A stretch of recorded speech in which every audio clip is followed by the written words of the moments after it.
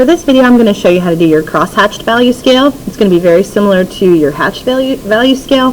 You're going to start again in number 1. For this one, I'm going to again use the a mechanical pencil if you have one. A regular pencil will work fine, but you will have to probably sharpen it before you're all done.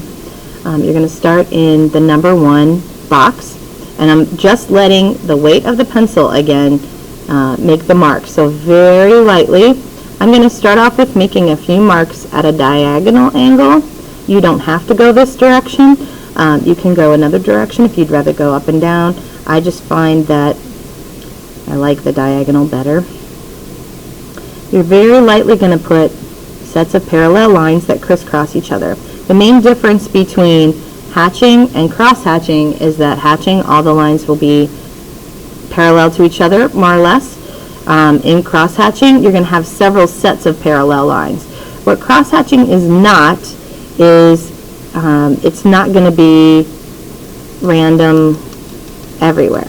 What it is a set of parallel lines one direction, a set of parallel lines another direction, a set of parallel lines another direction, and depending on how dark you want that value to be, you keep going, either adding lines in between, pressing harder, or adding an extra set of parallel lines in a different direction as you go. So once we've kind of started with our first one, making it as light as we possibly can, we're then going to move down, just like we did before, and do the darkest possible value. So this is very similar to every other value scale that you've done. I find it's very helpful to place your pencil on the line and look at the line that's across from it while you're drawing it, and go very quickly.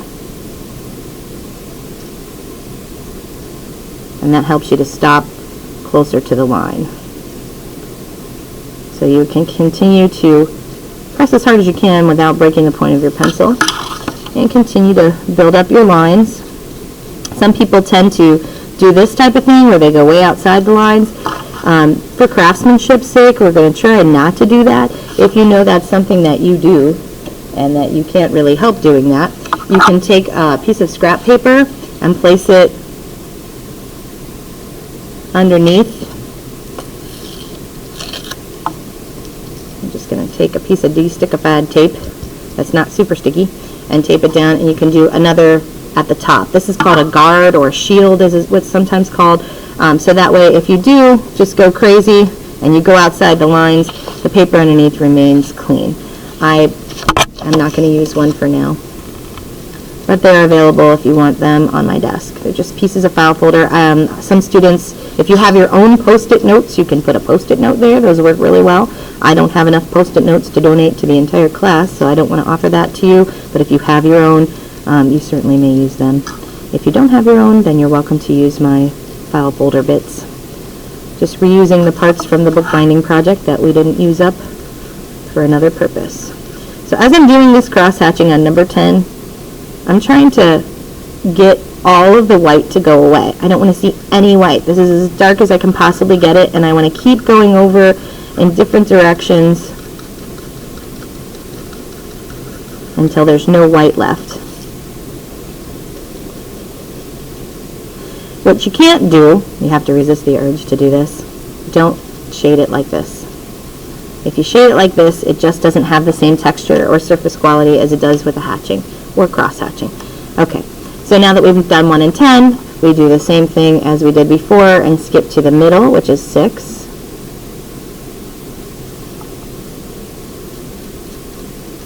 And you just continue on from there. You can add lines in between or go a different way.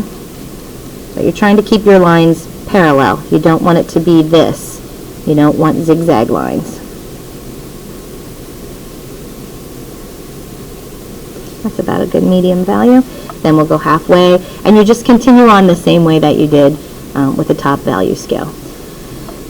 I'm going to skip that part because I really feel like you guys have already done this a few times and you know how we do. You go halfway between 6 and 10, you do number 8. You go halfway in between 6 and 8, you do number 7, and you kind of work in between and to get those extra values.